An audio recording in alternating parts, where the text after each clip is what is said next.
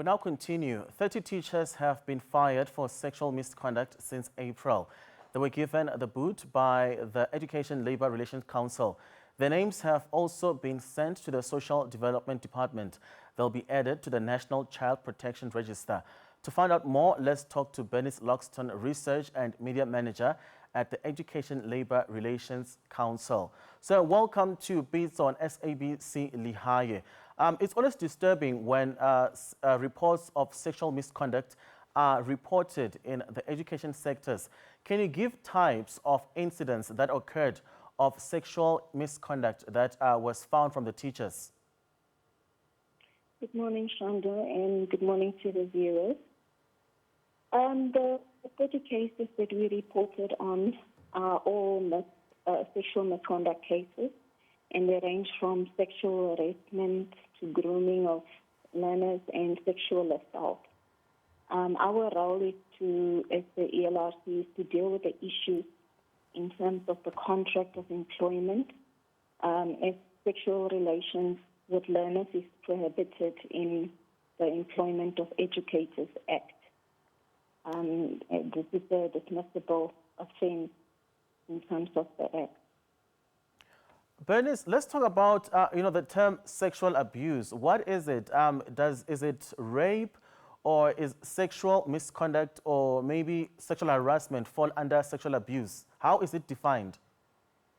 Yes, it is. All forms of sexual harassment. There can be harassment. It can be actual rape, or it can be just a grooming of a learner that leads to the act. So it's everything, any inappropriate relationship with a learner. So how were these misconducts reported? How were you able to collect the data? Sexual abuse is reported by the learner to either or the parent,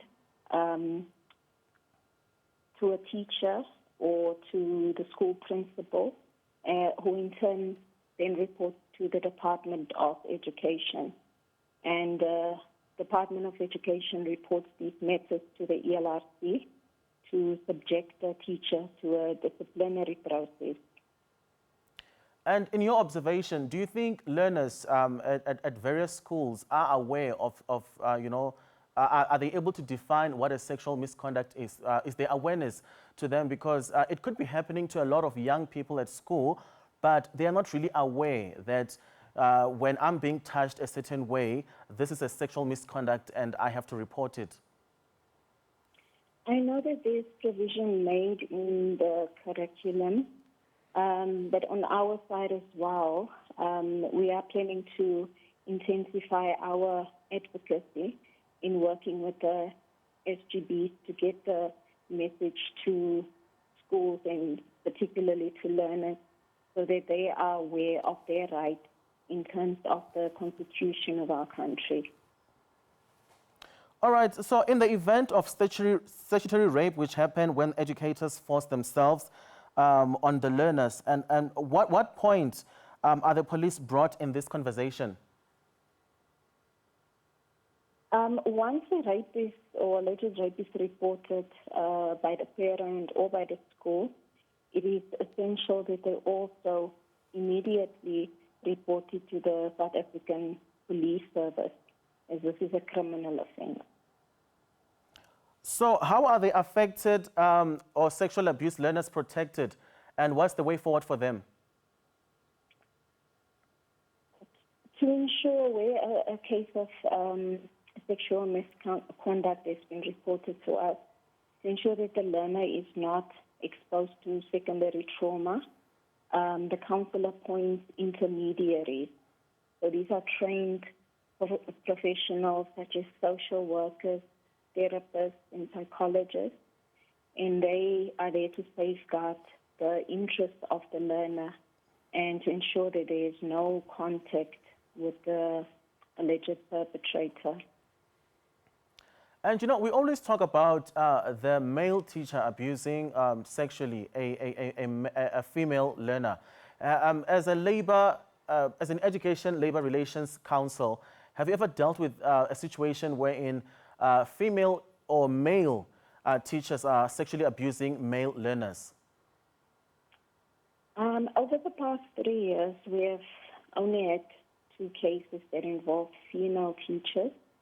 The perpetrators are predominantly male teachers, but there is also an emergence of male teachers abusing male learners. So in terms of the numbers, how are we doing in terms of cases? Is it going down or is it going up? I would say over the past, when we look at the past 3 financial years, for this year to date, we have received 69 cases, and of those, other 30 teachers that have been dismissed. And for the financial year, we only left with 3 months. So when we look at previous years, last year, for instance, we had 82 cases that were referred to us, and the previous year, financial year 2021-22, there were 94 cases. So there has been a decline of cases over the past 3 years. So, back in the day, we had organizations such as Love Life, which were, informing young people about rape or any sexual misconduct. And when you look right now, there isn't much communication on that. There isn't much campaigns on that. Do you think that is also contributing to the fact that some learners keep quiet when they are being abused sexually? Yes, definitely. I would agree with that statement. As I mentioned earlier, we've identified that there is lack of information in society, and that is why we are intending working with the Department of Education and with SGB Formation to get the message out there to schools and to learners so that they know their rights and which channels to follow to report abuse. So if I'm a learner and I'm being abused by a teacher, what's the first step to take? Because sometimes when such things happen to you, you end up being confused. You don't know how to act or the first, place to go to. Do I go to a teacher? Do I go to the principal, the SGB, or do I go straight to the police to report the case? Either of those channels, depending on, like you said, how the child, the state of mind of the child, who they would feel more comfortable with as a first point of contact, which we think would be the parent or a teacher that they feel comfortable with. Bernice Loxton, thank you so much for joining us on Pitso here on SABC Lihaye, talking to us about the number of teachers that have been arrested following cases of sexual misconduct at various schools across South Africa. Welcome back to Pitso on SABC Lihaye. Supply chains are again under threat as shipping companies are forced to reroute cargo from the Red Sea and the Suez Canal amidst escalating attacks on shipping vessels in the region. Reports from the region say Houthi militants based in Yemen have stepped up their attacks on commercial shipping vessels in response to Israel's ongoing bombardment of Gaza. The South African Association of Ship Operations and Agents says vessels are being diverted coming around the Cape, meaning vessels are going to need to bunker and refuel here before getting on with their journey. Traffic on South African coastlines is expected to increase as ships are forced to take longer routes to get to their destinations, avoiding attacks of ships in the Middle East. Tankers and cargo ships have been targeted by drone and missile attacks in recent days. Companies have been rerouting some vessels via the Cape to avoid the threat of attacks. There's going to be a glut of ships on the South African coast. Yesterday I read there was 55 that have already been diverted. And we, of course, are in a precarious position from a bunkering point of view. We certainly hope that we can cope. This Durban, you have to berth alongside and the bunker barge will come along and replenish the fuel supply, and the same in Cape Town and Richards Bay. But we had quite a good operation going in Algoa Bay, but it was recently shut down for various reasons by SARS. And at the moment, we under negotiation to try and restore the bunker operation in Algoa Bay. Analysts say these developments could impact oil prices and in turn push up inflation.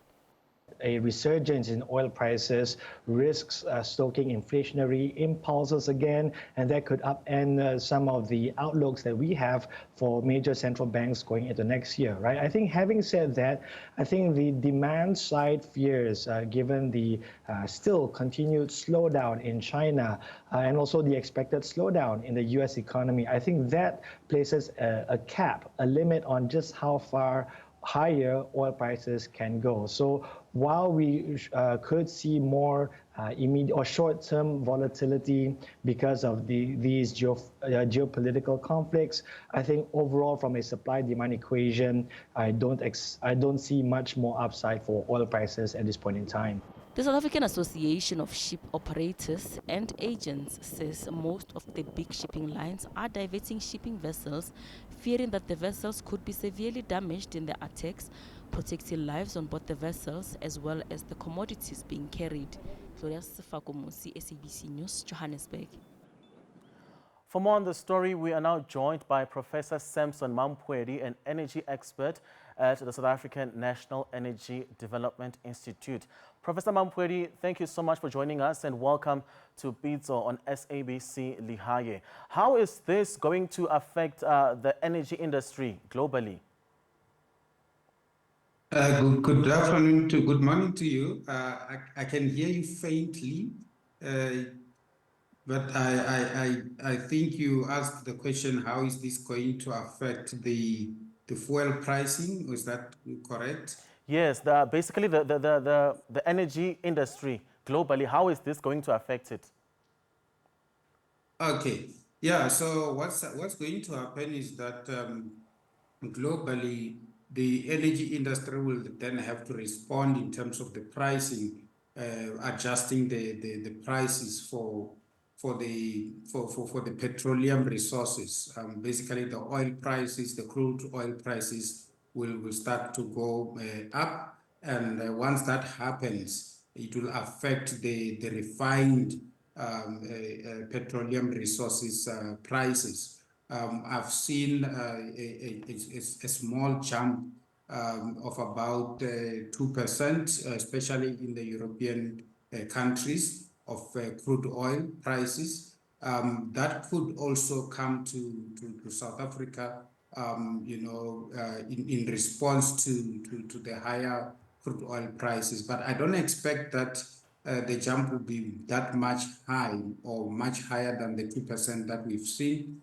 Back home in South Africa, the Central Energy Fund is working on those numbers. If they have to release the numbers for December, which will be effective around January, I expect that looking at the international prices, I expect that we may see a rise in the petrol and diesel prices of up to 26 cents per liter. But that's a very rough kind of estimate as things stand.